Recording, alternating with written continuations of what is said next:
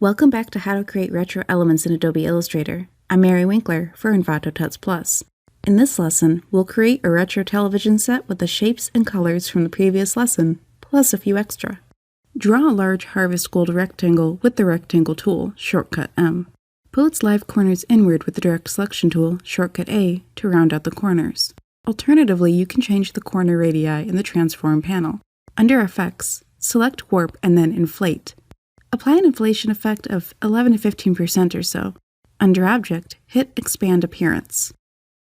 Now your effect is a full shape. Select your rounded rectangle and go to Object, Path, Offset Path.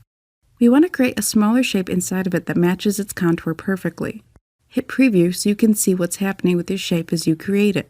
In the Offset field, specify an offset of a negative 10 pixels. Because of my settings, it will automatically change to inches. You may wish to have a larger or smaller offset depending on the size of your object. Note the size I created and try to match. Set the joins to round and hit OK. Set the fill color to dark brown. Offset this object's path to half the size of your first offset. Mine is negative 5 pixels. Set the fill color to a light slate gray or light blue. Once again, offset this new shape. I've set this offset to negative 3 pixels. Set the fill color to brown.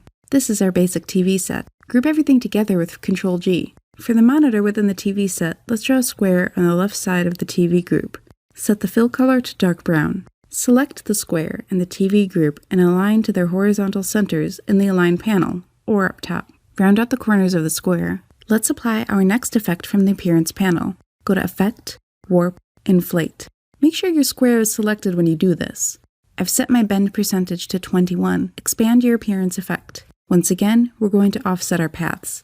Offset this path by negative 10 pixels or so and set the fill color to that lovely turquoise from our color palette. Let's add a highlight to the TV screen. Draw an ellipse that overlaps the turquoise rounded square.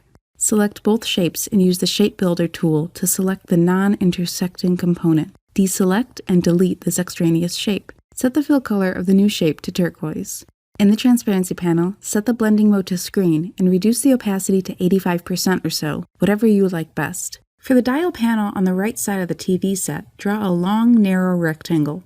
Set the fill color to dark brown. Round out the corners. Offset the path of this shape by negative 5 pixels or so. Set the fill color of this shape to brown. Group these two shapes together and adjust their size and placement. My aim is to align everything horizontally right now. Draw a narrow vertical rectangle on the upper left of the dial panel. Set the fill color to dark brown. Draw a small horizontal rectangle in the same harvest gold as the outside of our TV.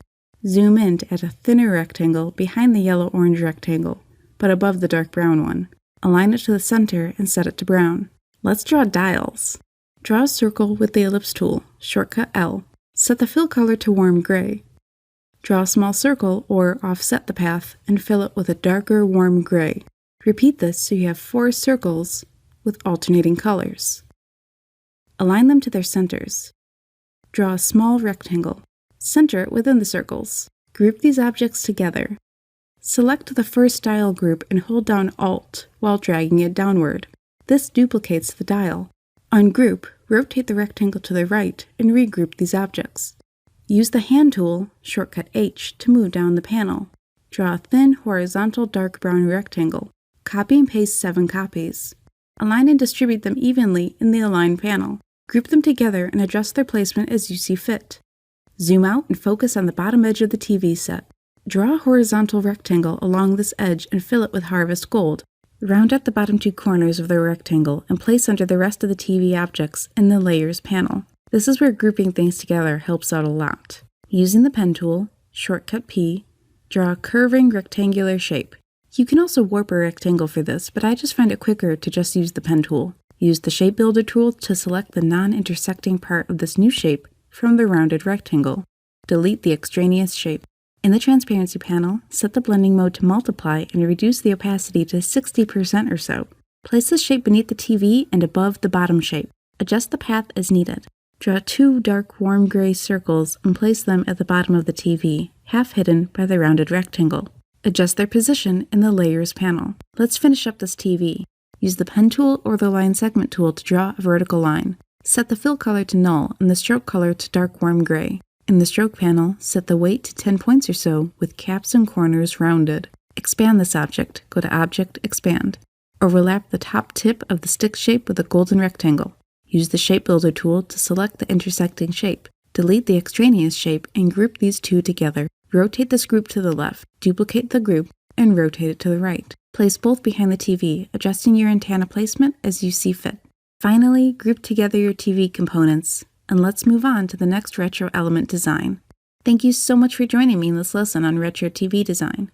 In our next lesson, we'll continue creating old-timey electronics with a fun vintage radio design.